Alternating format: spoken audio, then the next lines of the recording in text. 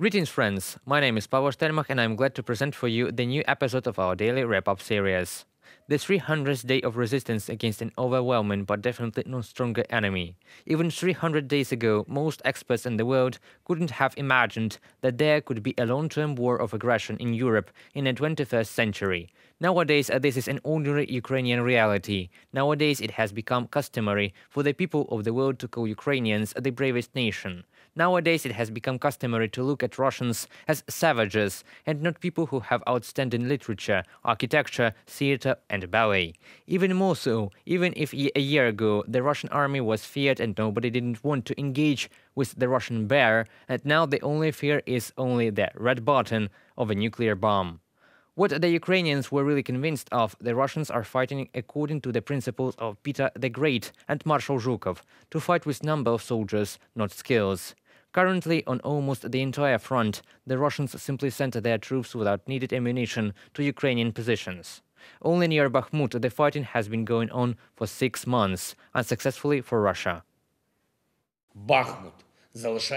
Bakhmut is the hottest spot at the entire front line. More than 1,300 kilometers of active hostilities. Since May, the occupiers have been trying to break out Bakhmut, but time goes by and Bakhmut is already breaking not only the Russian army, but also the Russian mercenaries who came to replace the wasted army of the occupiers. Just think about it. Russia has already lost almost 99,000 of its soldiers in Ukraine. Soon there will be 100,000 of the occupiers' casualties. For what? No one in Moscow can answer this question, and they won't. The Kremlin has no intention to admit its failure and is ready to continue lost human lives. In autumn, 300,000 men were officially drafted into the army.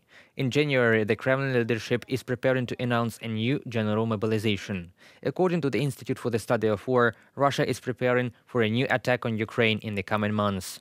After all, Shoigu's recent visit to the southern military district in Russia is likely part of an attempt to show that the military leadership is correcting the devastating failures of the Russian armed forces in areas that have been the subject of constant angry comments from military bloggers and protests from soldiers and their families.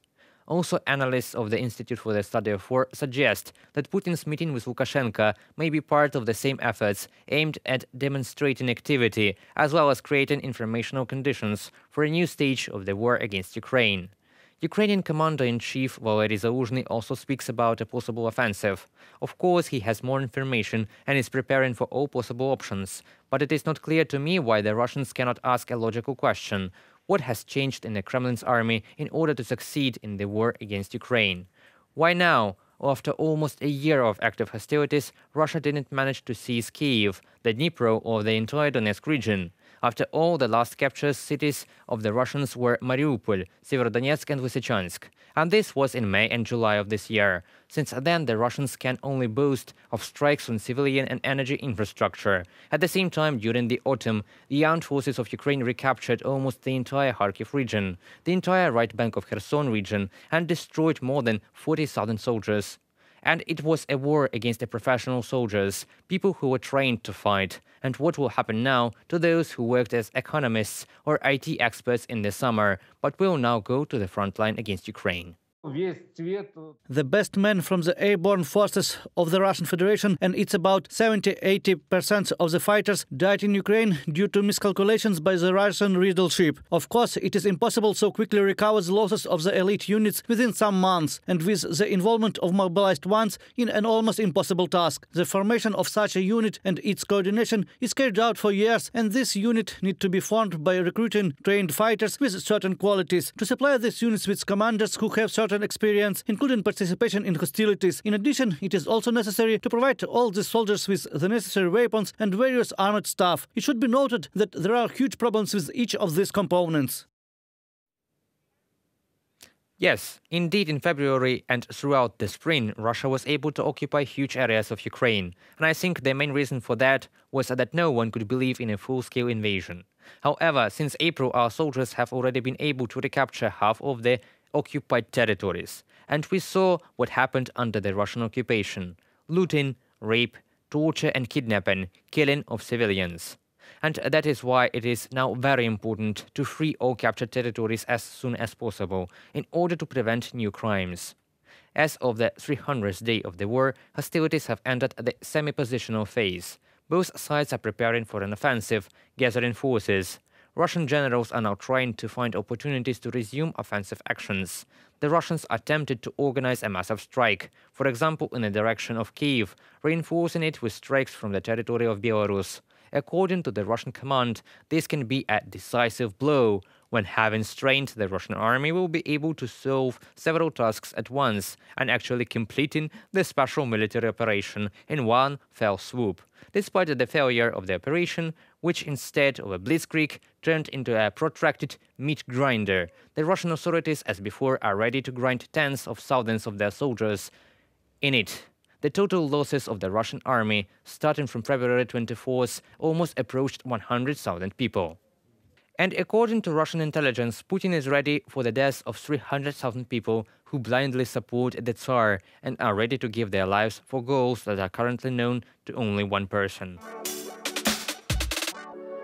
The Russians are trying to gain control over the Belarusian defense industrial complex. In particular, this topic was one of those discussed by the Minister of Defense of the Russian Federation, Shoigu, during his visit to Belarus earlier. At the same time, the opportunity to fully use the Belarusian military defense system could become a bargaining coin during the talks between the dictators, Putin and Lukashenko, in Minsk. Putin continues to pressure Lukashenko to fully involve the Belarusian military in the war against Ukraine. At present, such a step is unlikely. The Belarusian army continues to serve Russian troops stationed in Belarus. It is possible that Lukashenko will be ready to make concessions regarding control over the country's defense industry during negotiations with Putin. Putin is going to Belarus in order to, and with the Minister of Defense, in order to finally consolidate the annexation of Belarus and turn it into a real bridgehead from which not only airstrikes but also ground operations can be carried out. Why now? Because December 13th is a century of the formation of the Soviet Union, and now he needs to give the population of the Russian Federation some more positive news and try to rely around this news about the return of the Soviet Union, as always surrounded by enemies, the population of Russia, which begins to doubt the operation, which they call specially military. Of course, you don't have to be an expert to guess that. Among other things, Putin pressured Alexander Lukashenko to send Belarusian troops to war against Ukraine. At the same time, according to information from Ukrainian intelligence, neither Lukashenko nor his citizens have a great desire to do so. But the Russians will now do everything possible and impossible to force Lukashenko to take part in this, said the Secretary of the National Security Council of Ukraine, Alexei Danilov. At the same time, military experts and industries note that attack from the north on Ukraine is being prepared, but not so far, only theoretical. The transfer of troops or equipment hasn't been yet observed by intelligence, and this is another sign that Lukashenko is hesitating and trying to get out of this situation. If Putin meets, and even more so goes, to the dictator, it means that everything is not as good as he would like. In fact, this is what we need to know and understand. By persuasion is possible, and it is certainly one of Putin's dreams to involve the Lukashenko regime and Belarus in a full-scale grind operation. No matter what kind of dictator Lukashenko was, as of now, the instinct of self-preservation has not completely left him, and until today he understood that such a decision would be an absolute act of suicide for both his regime and his army. Andrei Yusov, spokesman of the main Directorate of Intelligence of the Ministry of Defense of Ukraine. However, what's interesting is after the meeting of the two dictators, they didn't talk about the war in Ukraine. Both are said about economic cooperation, the growth of trade, the strengthening of Belarusian and Russian ties, the changing situation in the world, political will, the welfare of the population, reforms in the public and political spheres. However, today's reality is different. Every time a bomber takes off in Belarus, we have sirens. This is the manifestation of Russian-Belarusian cooperation that Ukraine sees. This year, Russia increased wheat export from the annexed Crimea to Syria in 17 times, to more than 500,000 tons, Reuters reported.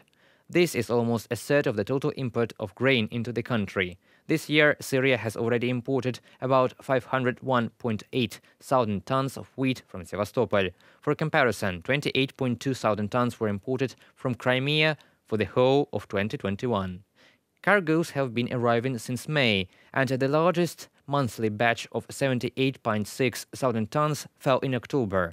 Someone can guess where so much grain came from Crimea, but there is one assumption. It was simply stolen from Ukraine. After all, it is so convenient to collect grain in Kherson region and Zaporizhia, and not to take it to Russia, but immediately to Crimea, where the stolen grain is exported further. I would like to note that, according to NASA calculations, wheat worth at least $1 billion, almost 6 million tons, was stolen by Russia from the temporarily occupied regions of Ukraine, Bloomberg reported. It is noted that the study was carried out using artificial intelligence, which analyzed satellite images, determining where the grain was harvested. At the same time, as early as next year, the acreage under grain crops will decrease by 22%, according to the Ukrainian Agrarian Business Club. According to preliminary estimates, the sown area under grain crops in 2023 will amount to 8.7 million hectares, which is 22% less than in 2022 and 45% less than in 2021. And that is why it is now very important to work on the agrarian security of Ukraine, and therefore for the whole world. Former British Prime Minister Boris Johnson is currently working on the creation of a fund to support the Ukrainian agricultural sector. In particular, potential assistance to the Ukrainian agricultural sector may resemble Lend-Lease. After all, since March, combines and tractors that were in the occupied territory have already been transported to the Krasnodar region and Caucasian region of Russia. The Russians do not know that modern equipment has GPS beacons for tracking the equipment. That is, Ukraine will receive equipment for growing and storing grain, which it will return at the first opportunity. Currently, Ukraine is preparing a list of necessary equipment. The world needs to produce more food in Ukraine. We need more calories for Africa. This is a real problem. I will look at different possibilities, but I think it should be a project created in cooperation with other governments. We'll need a common fund to support Ukrainian agriculture in difficult times, but with the understanding that eventually these funds will be returned. Boris Johnson, former Prime Minister of Great Britain. By the way, Ukraine has repeatedly warned the Global South countries about the danger of cooperation with Russia. The growing influence of Russian private military companies in African countries threatens the political stability of the states, security of neighboring countries and entire regions. Russian private military company Wagner, considered as a terrorist organization by the EU Parliament, was reported recruiting militias among prisoners in Africa to deploy them to the front lines of Russia's war against Ukraine. It is crucial to stand with one united front in order not to give Russia the opportunity to undermine the peace and stability in the countries of the Global South. Now Russia is trying to circumvent the imposed sanctions, looking for shadow schemes in the countries of the African continent. Those who help Russia to bypass sanctions may be subjected to secondary sanctions as well. At the same time, Ukraine remains committed to its obligations as the global food security guarantor. The Grain from Ukraine initiative, launched by President Volodymyr Zelensky, is aimed at helping those most vulnerable countries affected by food insecurity, including by Russia's Hunger Games. That concludes today's video. Thank you very much for watching and stay tuned for our future videos. Subscribe to UATV English and goodbye.